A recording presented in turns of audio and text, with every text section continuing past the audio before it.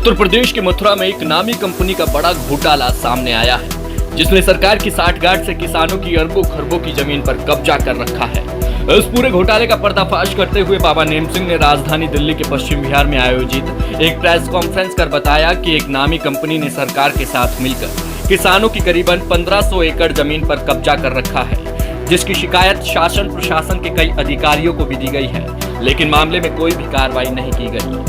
इसके साथ ही बाबा नेम सिंह ने खुद पर हो रहे अत्याचारों की दर्द भरी दास्तां को बयां करते हुए कहा कि यदि इन भूमाफियाओं के खिलाफ कोई शिकायत देता है तो उनके खिलाफ एक षड्यंत्र के तहत मुकदमे दर्ज किए जाते हैं और उनके खुद के साथ भी ऐसा कई बार हुआ है। उन्होंने बताया कि मेरे 17 साल के बेटे को ट्यूशन से आते वक्त षड्यंत्र के तहत जेल भिजवा दिया गया है। इतना ही नहीं बल्कि एक बार उनकी झोपड़ी में आग लगाकर उन्हें और उनके परिवार को मारने की कोशिश तक भी की गई है और लगातार की जा रही है, जिससे बाबा नेम सिंह और उनके परिवार को जान का खतरा है। ऐसे में पीड़ित किसानों में खौफ का माहौल है। इतना ही नहीं, बाबा नेम सिंह ने यह भी बताया कि प्रदेश में कई सरकारें आई और गई, लेकिन किसानों को न्याय आज तक नहीं मिला। लेकिन उम्मीद करता हूं कि किसानों को उनका हक जरूर मिलेगा और इस हक की लड़ाई मैं यूं ही लड़ता रहूंगा। आपको बता दें कि बाबा नेम सिंह पेशे से एक किसान हैं, जिनकी मथुरा में कई एकड़ जमीन एक षड्यंत्र के तहत कब्जा ली गई है और इस पूरे मामले में सरकार सहित शासन प्रशासन के कई लोग भी शामिल हैं। अब देखना यह होगा कि कब्जाई गई करीबन 700 किसानों की 1500 एकड़ जमीन भूमाफियाओं से कब मुक्त हो पाती है। आप किस तरीके से उम्मीद लेकर आए हैं आज, जिस तरीके से आपके भ्रष्टाचार हो रहे हैं? मैं यहाँ ये उम्मीद करके आया हूँ कि वहाँ तो कोई सुनवाई हो रही नहीं है।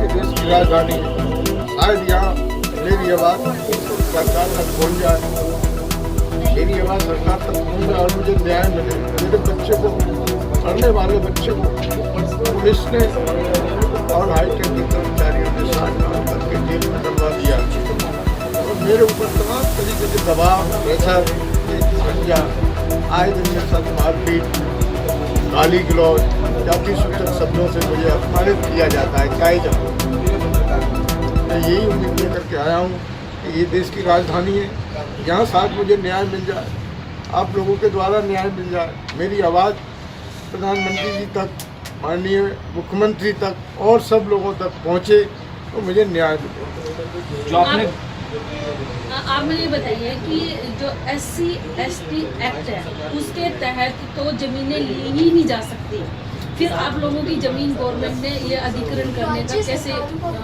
क्या षड्यंत्र रचा? अब क्या, मैं तो अनपढ़ आदमी हूँ, मैं क्या जानूँ उन्होंने क्या षड्यंत्र रचा है। ये षड्यंत्र ही है।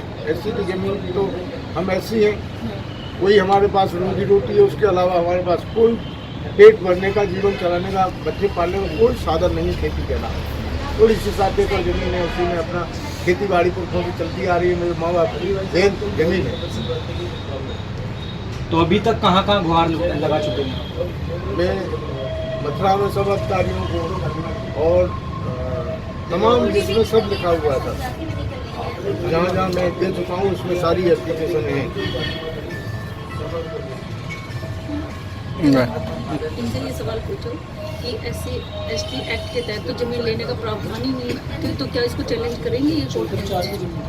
जिस तरीके से SC/ST एक्ट के तहत जितने भी अनुसूचित जाति के लोग हैं उनकी जो जमीन है वो सरकार को लेने का प्रावधान नहीं है, क्या लगता है आपको? आप जो इसको चुनौती देंगे कोर्ट के अंदर? बिल्कुल देंगे, बिल्कुल कोर्ट में चुनौती देंगे। हमारे साथ धोखाधड़ी हुई है, हमारे साथ कंपनी ने धोखाधड़ी की है, कंपनी ने सरकार के साथ भी धोखाधड़ी की है, कंपनी ने सरकार को भी तमाम राशि का चूना लगाया। आज भी मथुरा तहसील के अंदर हाईटेक संस्कृति 3 करोड़ 70 लाख इस काम चोरी के घोटाले में वो है, लाल अक्षरों में लिखा हुआ है, जा करके आप देख सकते हैं। तो आपको किसी तरह की कोई धमकी भरे फोन भी आते हैं या कॉल्स भी आते हैं? फोन नहीं, वो तो डायरेक्ट आते हैं। अभी जुलाई से लेकर के अब तक मेरे साथ करीब 6 घटनाएं हो चुकी हैं।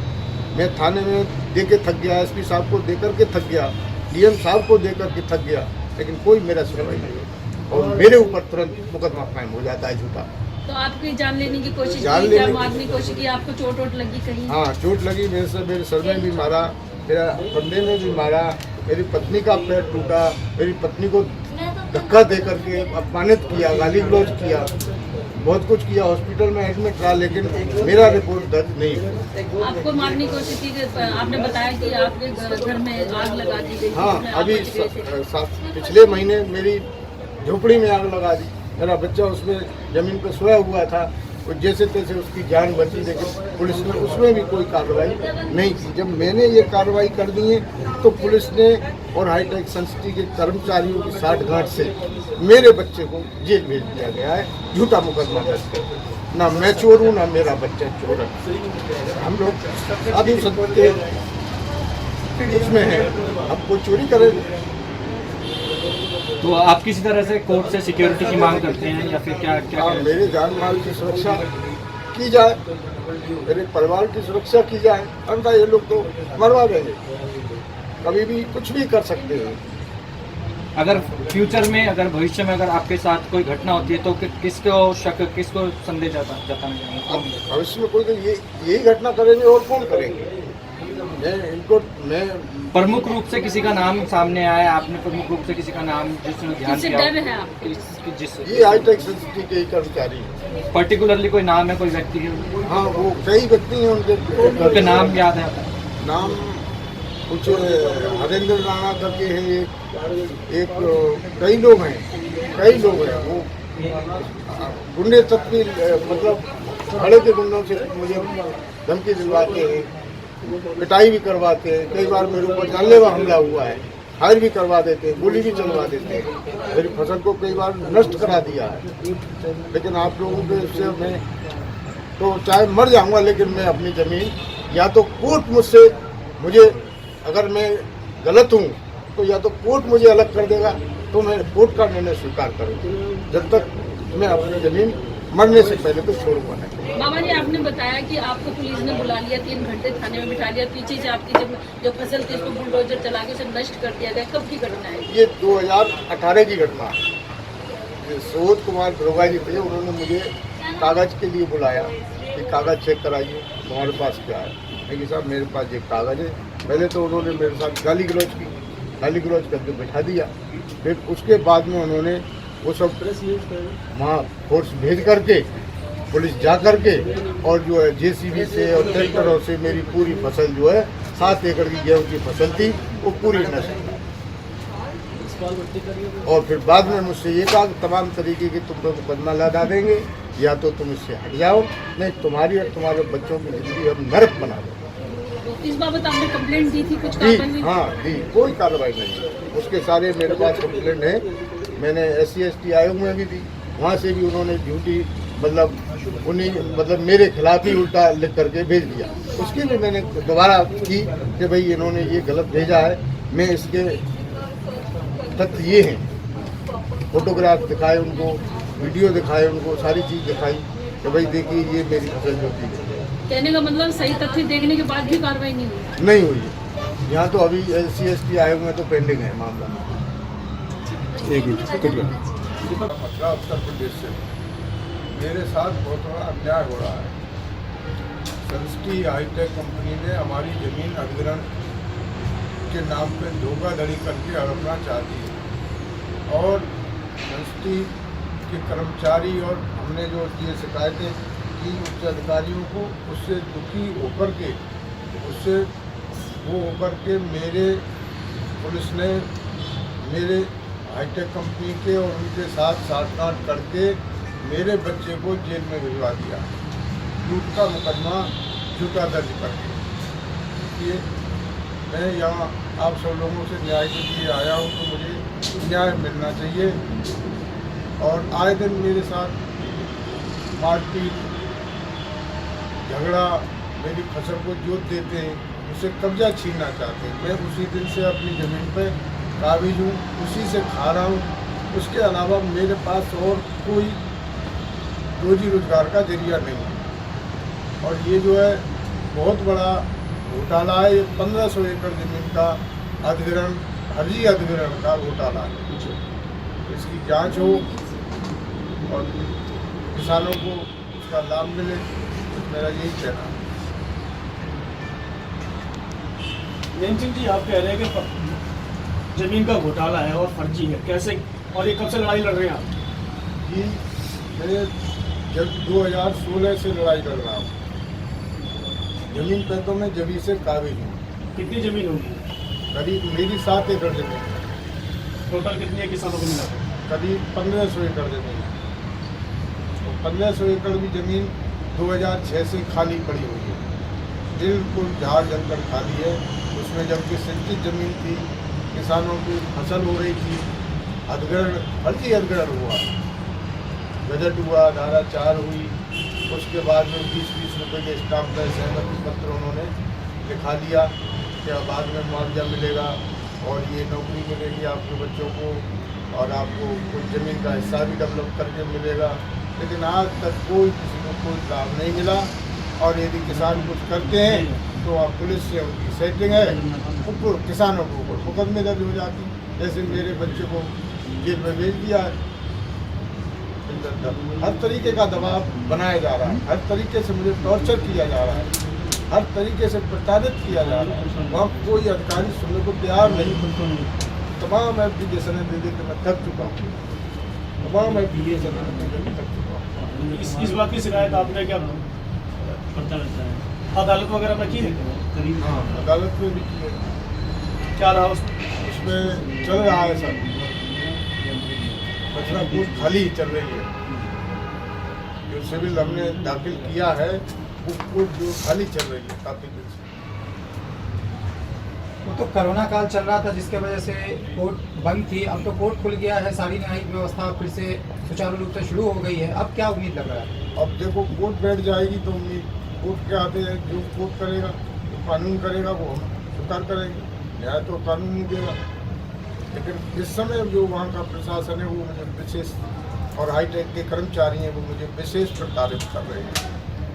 आपके ज़मीन का मालिकाना अधिकार जो आपको वहाँ के अधिकारियों द्वारा पत्र के द्वारा मिला था, कब मिला था और कैसे मिला था? ये मेरी पैतृक संपत्ति है, ये मेरी पैतृक संपत्ति है। मेरे माँ बाप की, मेरे पिताजी के स्वर्गवास होने के बाद मेरे नाम पे वो जमीन आ गई, मेरे और मेरे भाई से।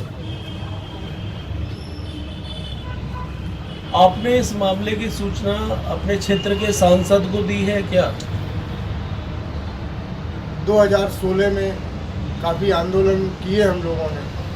सांसद को इस बारे में सूचना दी है? एमपी जो आपके इलाके से है? नहीं, उनको सूचना नहीं। आपने अपनी शिकायत कहाँ दी ये बताया पहले? हमने अपनी शिकायत डीएम साहब को दी, माननीय मुख्यमंत्री को दी, डीजीपी साहब को दी, एसएसपी साहब को दी, थाने में दी, सब जगह शिकायत दी। तो कोई भी निष्कर्ष निकल के सामने नहीं आया किसी नहीं, नहीं आता, हमको झूठा बना देते, कहते तुम तो जमीन बेच चुके, हमारा कुछ नहीं, क्योंकि हमने हमारी ज़मीन बेची ही नहीं है, हमको हमारी ज़मीन का वो मूल्य हम मिला ही नहीं है। हम तो सब किसानों की अधिग्रहण में ज़मीन जा रही थी, अधिग्रहण हुआ, गजट हुआ, धारा 4 हुई है। क्या कभी ऐसा हुआ कि कोई लोग आपके पास आए हो आपकी जमीन को खरीदने के लिए? नहीं।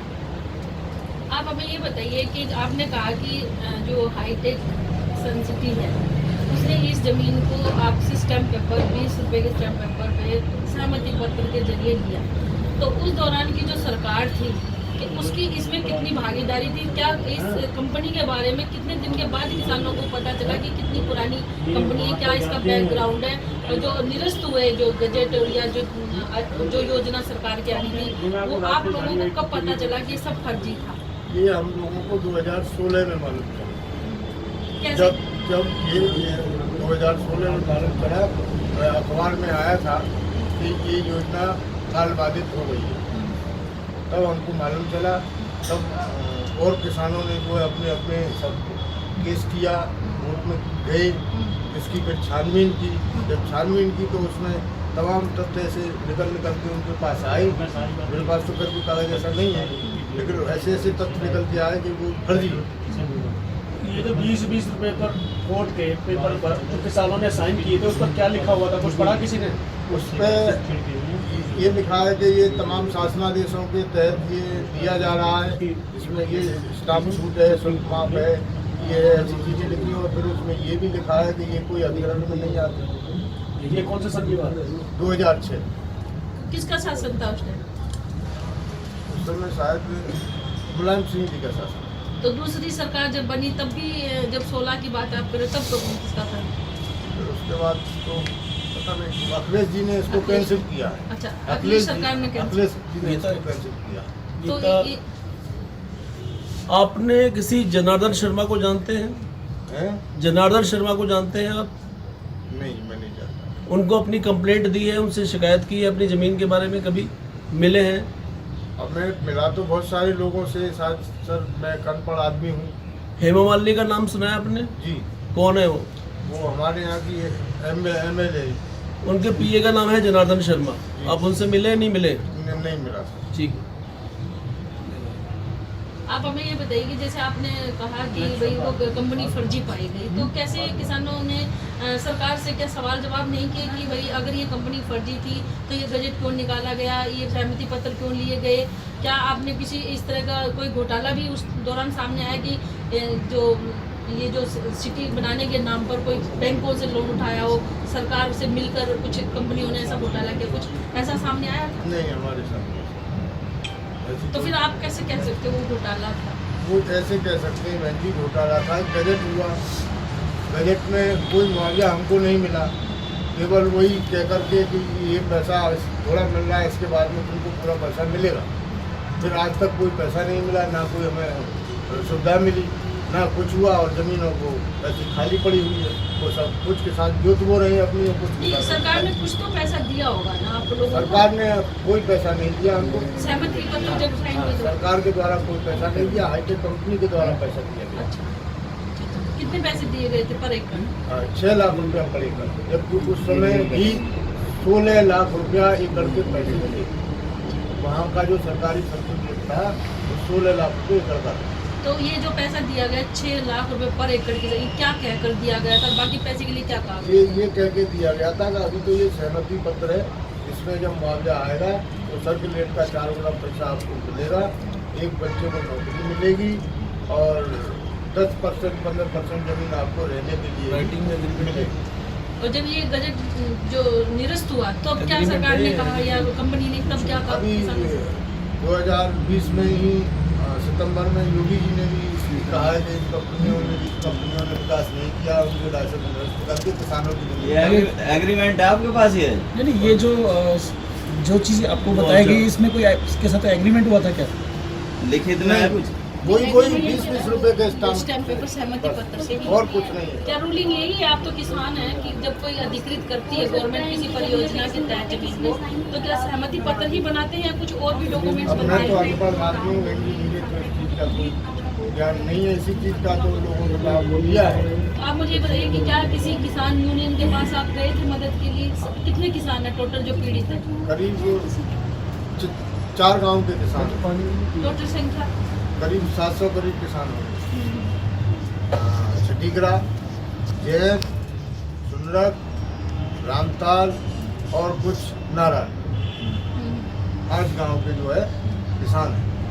तो ये 1500 एकड़ जमीन है 5 गाँव के किसानों की। जी, तो क्या आप लोगों ने जिसमें आवाज नहीं उठाई इस दौरान? काफ़ी आवाज़ उठाई गई, काफ़ी मीडिया वालों ने भी बहुत मदद की, बहुत अखबारों में भी निकला, और बहुत जो इसमें जांच भी हुई, लेकिन कुछ प्रभावी कार्रवाई आज तक कुछ नहीं हुई। तो आप हाईटेक सिटी कंपनी के मालिक कौन है, और क्या लगता है आपको कि इसमें सरकार की मिली भगत है? इस पूरे भ्रष्टाचार में, इस पूरे जो भ्रष्टाचार जिस तरह से हो रहा है पूरा मामला में, सरकार संलिप्त है इसमें? सब सरकार के बिना कैसे क्या हो सकता है, क्योंकि सरकार ने ही तो बजट किया, सरकार ने ही नोटिफिकेशन किया, सब छूट के उनको प्रमाण पत्र बना करके दिया। जब ये योजना निरस्त हुई तो आप सरकारी अधिकारियों के पास तो गए होंगे, तो उनका रवैया क्या था किसानों के साथ? वो मिलते ही नहीं थे कि तो आपने एप्लीकेशन लगाई कि मेरी जमीन के वापस मेरे नाम, तो कहाँ लगाई थी वो थोड़ी जानकारी दो। हमने DM साहब को भी लगाया, SSP साहब को भी दिया। जब हमारे साथ झगड़े, हमारे साथ मारपीट, हमारे साथ तमाम तरह की टॉर्चर किया गया, तो तमाम जगह दिया। तब उन्होंने क्या फिर डिसीजन क्या है? अभी कुछ कोई कार्रवाई उन पर हुई नहीं है। वो बड़े लोग हैं, बड़ी कंपनी है, मैं गरीब किसान हूँ। तहसीलदार क्या कहते हैं? पटवारी तहसीलदारों की भी भूमिका होती है इसमें? वो गलत रिपोर्ट लगा करके दे देते हैं, जबकि कब्जा मेरा है, मैं अपनी ज़मीन को खोज रहा हूँ, जोत रहा हूँ। आज भी मेरी ज़मीन में मेरी फसल खड़ी हुई है, जब उनको मौका मिलता है मेरी फसल को जुटवा देते हैं पुलिस के साथ मिलकर। पुलिस से टॉर्चर करवा देती। अभी मेरे बच्चे को ट्यूशन पढ़ने गया था, ट्यूशन से लौट रहा था, उसको पकड़ के और जो उस पर लूट का मुकदमा दर्ज करके जेल भेज दिया। आपके ज़मीन के सारे दस्तावेज आपके पास मौजूद हैं? जी ज़मीन के सारे पेपर आपके पास मौजूद हैं? जी और जो 20 रुपये का स्टाम्प पे आपने साइन किया था, स्टाम्प की कोई कॉपी वगैरह है आपके पास? जी दिखाइए वो सारी कॉपी। इसमें से यही है लगी हुई है। तो ये कागज भी है, ये इतनी जगह में शिकायत करती हूँ। ऐसे पकड़ लो, ऐसे।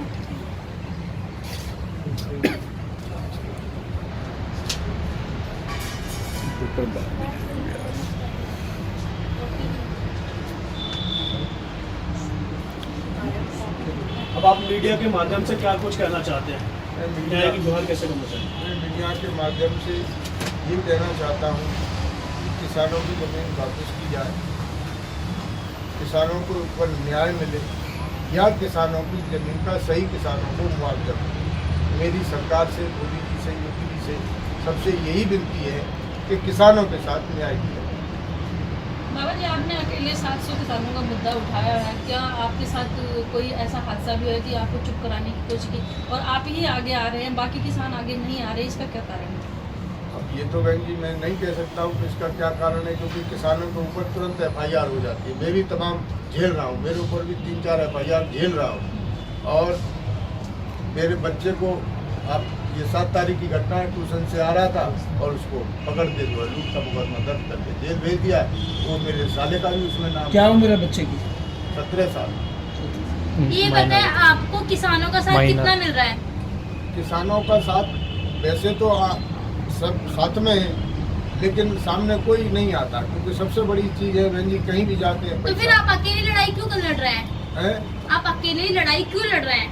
अकेले लड़ाई में अपने हक के लिए तो लड़ सकता हूँ बहन जी, अपने लिए तो लड़ सकता हूँ। मेरे साथ फ्रॉड हुआ है, मेरे साथ चीटिंग हुई है। तो इसमें आपकी जान को खतरा है? अब जान तो खतरा बहुत है। जान चाहिए, जमीन चाहिए? जमीन चाहिए, जान नहीं चाहिए। आप ये बताइए कि क्या किसी किसान यूनियन ने भी आप किसानों का मुद्दा लेके कहीं सुनवाई करने कोर्ट का सहारा लिया? हाँ, कुछ लोग किसान यूनियन के अध्यक्ष श्री दिगंबर सिंह जी, उन्होंने काफ़ी किसानों की मदद की, काफ़ी पंचायतें हुई, लेकिन समस्या वहीं आ जाती है कि कोर्ट में भी सब, और कोरोना काल में और जब से कोई सुनवाई नहीं हो रही है, अब अदालतें बैठने लगी हैं, तो अब विवाद धीरे धीरे फिर हम सब एकजुट हो रहे हैं। तो क्या रिजल्ट क्या निकला है जब किसान यूनियन ने आपकी बात को उठाया, कोर्ट तक गए, आप गए हाई कोर्ट की बात कर रहे हैं? अभी वहाँ मैटर चल रहा है, मैटर वहाँ चल रहा है, कोई नहीं अभी निर्णय नहीं आया। और जो लोकल की जो आपकी जो कोर्ट है वहाँ क्षेत्रीय कोर्ट है, जो क्षेत्रीय कोर्ट में मुझे माननीय कमिश्नर जी के यहाँ से वितरण आदेश प्राप्त है, उसी से मेरी जमीन पर मैं कागज बैठा हुआ हूँ। वहाँ से उन्होंने उनके ऊपर भी तारीखें पड़ रही हैं कोर्ट में, उसका तो भैया आपको मुझसे ज़्यादा मालूम क्या। पूरे देश भर में किसान आंदोलन चल रहा है, वहाँ पे किसान आगे आ रहे हैं, लेकिन यहाँ पे आपकी जमीन का है, यहाँ पे भी किसानों को जमीन चाहिए, लेकिन यहाँ पे कोई भी आगे नहीं आ रहा है। दोनों बातों को आप किस तरीके से देखते हैं? डर की वजह से वैसे। तो क्या जो किसान आंदोलन में किसान बैठे उनको डर नहीं है? नहीं, वो दोनों सिचुएशन बहन जी अलग है। वहाँ गरीब किसान है, वो पहले ही लुट चुका है, उसके बाद अपना पेट भरे की लड़ाई लड़े, अपना पेट भरे की लड़ाई लड़े। लेकिन बात तो किसानों की जमीन की ना, तो खेती तो दोनों ही करते हैं, चाहे वो खेती गरीब तो- किसान हो चाहे अमीर किसान हो। नहीं, खेती तो कर रहे हैं बहन जी, लेकिन और जमीन पुलिस नहीं होगी तो खेती कैसे करेंगे, कैसे पेट भरेंगे अपना? 67 किसानों को पुलिस ने मुकदमा दर्ज कर दिया। अब जो भी कोई कुछ भी करने की होता है उसे कहीं न कहीं होकर घेर लेते हैं, कहीं कहीं होकर उसको टॉर्चर कर देते हैं, तो डर जाता है, क्या करेगा, छोड़ बैठा है। यानी कि कहने का मतलब है किसान डरे हुए हैं डरे हुए। और अपनी ही जमीन खो चुके हैं, और जिसको वापस पाने के लिए भी वो अपनी हक की लड़ाई नहीं लड़ना चाहते हैं, या लड़ना चाहते हैं, लड़ना चाहते हैं। कुछ लोग लड़ रहे हैं, कुछ किसान करीब मथुरा में 15-20 लोगों को मुकदमे लंबित है, 15-20 लोगों को मुकदमे लंबित है मथुरा में सिविल न्यायालय में। और आखिरी सवाल, आखिर में सवाल ये है कि आपकी आंखों में क्या सपना है? आपकी क्या उम्मीद है और आपको क्या विश्वास है? मेरी आंखों में ये सपना है कि न्याय सबको मिले और हमें न्याय जरूर मिलेगा। इन लोगों ने हमारे साथ फ्रॉड किया है, टोटल 420। किससे उम्मीद है? हमें सरकार से भी बहुत उम्मीद है और कोर्ट से भी बहुत उम्मीद है। विश्वास किस पर है? विश्वास तो सबसे ज़्यादा ऊपर वाले पे है, क्योंकि वही देख रहा है, कष्ट दे रहा है। जो भी है उनकी मर्जी के बिना तो कुछ हो ही नहीं सकता। हम तो भक्त हैं, ब्रजवासी हैं, वहाँ तो कोई हमारी सुनता नहीं है, इसलिए हमें यहाँ आना पड़ा आपकी शरण। ठीक।